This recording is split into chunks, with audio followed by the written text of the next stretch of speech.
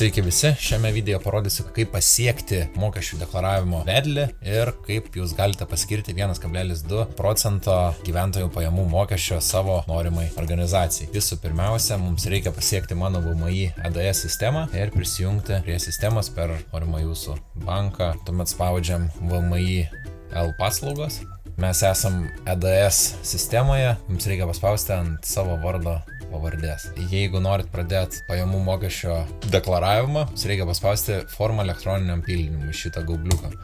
Paspaudžiu šitą gaubliuką ir jūs atveda į gyventojų pajamų mokesčio deklaracijos pildymo vedlį. Spauskite pradėti pildymą, viską tvarkingai, gražiai, ko prašo, suvedat visą informaciją ir taip tikrai nesudėtingai užsideklaruojat savo pajamas. Jeigu norit prisidėti prie norimos organizacijos, tai galit irgi labai paprastai padaryti.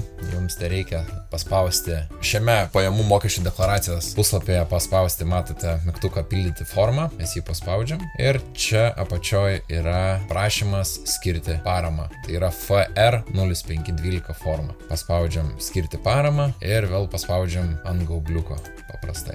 Tai mes atsidariam puslapį, kuriame galim pradėti pildymą, spaudžiam pradėti. Reikia atrasti, kuriam norit perduoti šitą paramą. Vedate mūsų miestas Pasvalys arba galite paprastai vesti juridinio asmens kodą, kuris yra 306 04 36 80. Jį galite rasti rekvizituose. Spaudžiam toliau testi. Mokesčio dalies dydis tai yra 1,2 išsaugoti. Ir tada pasitikrinam, ar visi duomenys yra teisingi. Tai skiriam VŠI mūsų miestas Pasvalys, mokesčio dalies dydis yra 1,2 ir spaudžiam, kad viskas yra teisinga ir viskas yra gerai. Suformuojam prašymą ir paspaudžiam pateikti. Viskas. Taigi taip nesudėtingai prisidėjot prie VŠI mūsų miestas Pasvalys organizacijos veiklos. Ačiū Jums labai tie, kurie prisidėjote. Tas mokesčio dalies dydis 1,2%. Jeigu jūs niekam neskiriat šios paramos, tai ta parama automatiškai grįžta į valstybės biudžetą. Labai skatinu visus rinktis kažkokią tai organizaciją. Šiuo atveju